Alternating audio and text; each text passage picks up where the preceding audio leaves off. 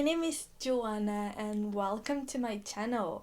Today I'm going to talk about the books that changed my life.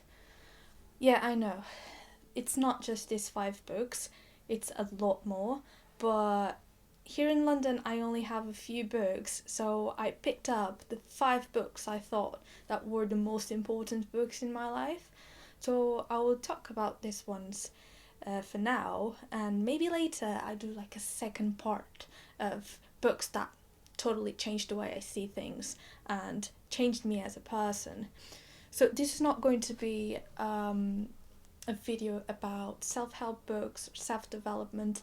It's going to be a video about like fiction books and one science that completely changed me and the way I react to things and to people and the way I am. So let's start first off with The Shock of the Fall. This book was recommended by Reagan from Peruse Project. I was completely in love with her videos, and this book was one of the books that she recommended a lot, in like loads of them. It's not just one video, she kept recommending it, and I bought it, and definitely this book changes the way you see mental illness. This book, it's so unique, so special to me. It is a really fast-paced read. It's about mental illness, and it starts off by saying this, which completely makes you grab the pages. I will tell you what happened because it will be a good way to introduce my brother. His name's Simon. I think you're going to like him. I really do. But in a couple of pages you will be dead. And he was never the same after that. Well, that made me have goosebumps all the time I read this phrase. Which I keep coming back and reading it because it's such an amazing introduction. And the main character goes through this really hard time getting through the loss of his brother, and he develops a really like strong mental illness. And this book, it's so amazing.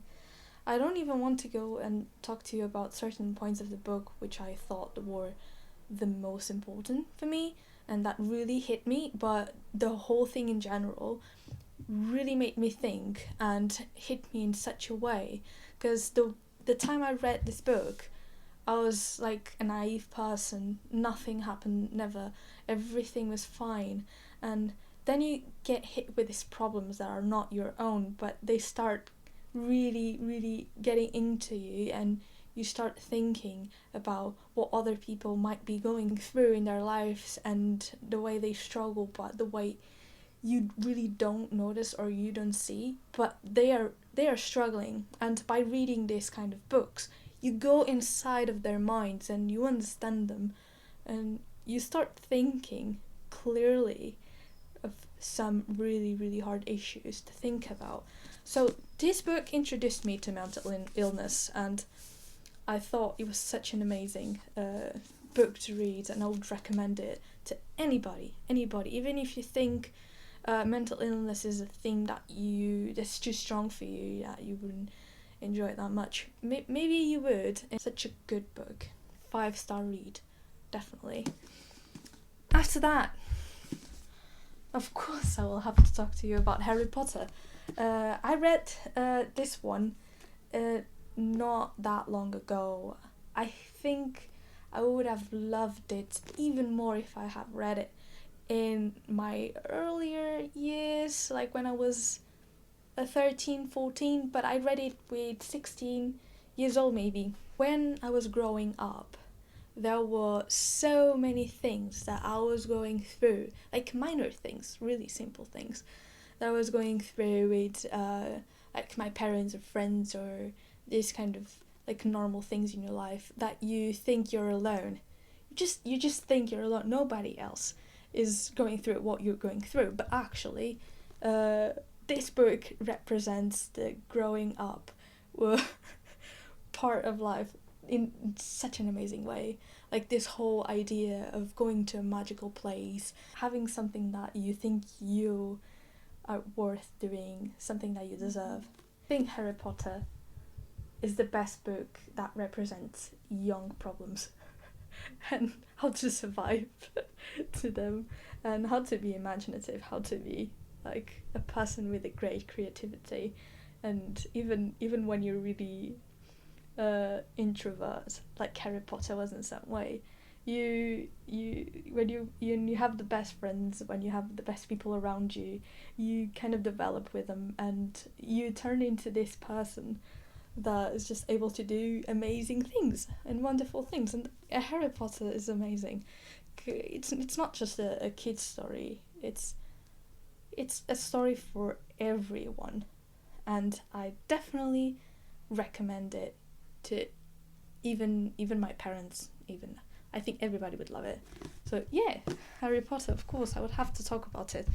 And then recently, 2 years ago, I've read Lincoln in the Bardo. That was recommended by Bill Gates, actually.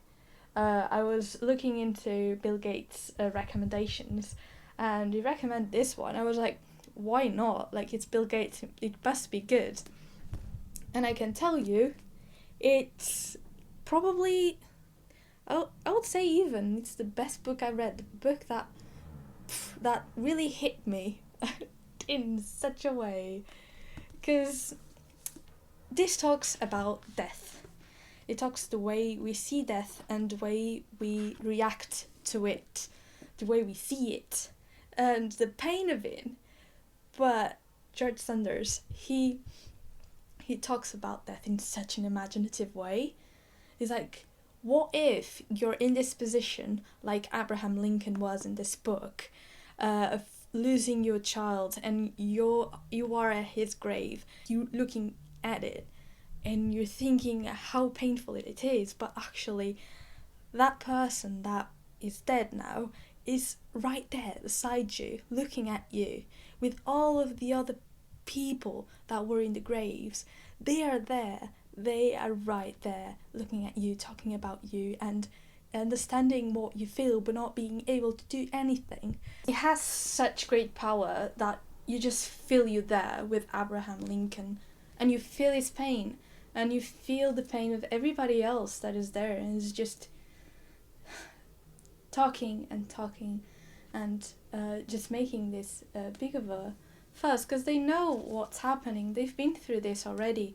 All of the other people in the grave have been through this kind of situation, but Abraham Lincoln and his son never been through this, and they're experiencing something pure and something unique. It's a really painful book to read, because it makes you cry. I cried. I felt really sad, but it gives hope as well, because it's so creative, and it helps you see death in another way.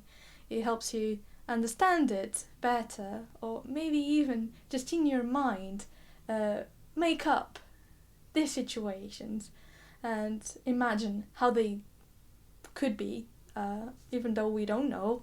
We can imagine, we can be creative, and that's the purpose of this book. That's at least how I saw it, and why I loved it so much. So yeah, I recommend this one to everybody. This version is a Portuguese version, but there's definitely the English version as well. And the last one, it's a Portuguese version as well, but it's the same cover as the English version. It's by Penguin, and it's called The Future of Humanity by Michio Kaku. Spaceships, a book about the universe, a book about technology, about what we are able to do now, what we will be able to do later in these next few years, what we are thinking of doing with our lives. What are we going to do when the humanity is about to die? What are we going to do if aliens visited us? Is it possible for aliens to visit us? Are they here yet? How have we been able to talk with them, or have we tried talking with them? And how science sees these things. and it talks a lot about the potential of technology right now, the artificial intelligence, right? How is it going to affect us as humans? And it actually talks a lot about Elon Musk and his all ideas for the future and the ideas for now and what he's doing, what he thinks the humanity is evolving to. It's a great book. It opens your mind to loads of different things. It makes you think about the world you're living right now, and what is it looking really? What are the possibilities for us?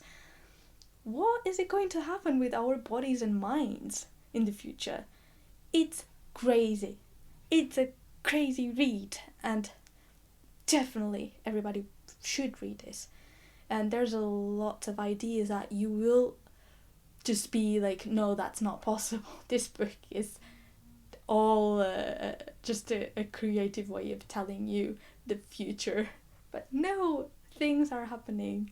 Crazy, crazy, crazy things are happening. And I loved it. I enjoyed it so much. And oh my god. I this book was offered to me by the publisher. I'm so grateful to the publisher to send me this, because I enjoyed it a lot. And I would definitely read more books of Michio Kaku now, because this guy is mad. This guy is crazy, and that's amazing. He's crazy in a good way. He's like super intelligent. And the crazy thing about this book is that it's written in a really easy way to read. It's like Bill Bryson books. It's such an easy read, and anybody can read it, anybody can understand it. And Michio Kaku puts loads of examples of movies and books and TV shows, which makes you really like visualize what he's talking about, like in a really easy way. And I loved it so much, so I recommend it. And these were the 5 books that changed my life. And have you read any of them? I would love to know if you guys have read any of these books. And I would love to know if you liked them as well. Because for me, they were really important. And they were crazy. They made me change. They made my mind go blown. And yeah, this was it. These were the 5 books. I hope you really enjoyed this video. I had such a fun time doing it and talking to you about them. And if you're not subscribed to my channel, please do. I will just keep posting things related to books and even traveling. I do loads of traveling things, so I'll keep posting my vlogs and my ideas and my book thoughts. So yeah, I'll see you in the next video. Bye!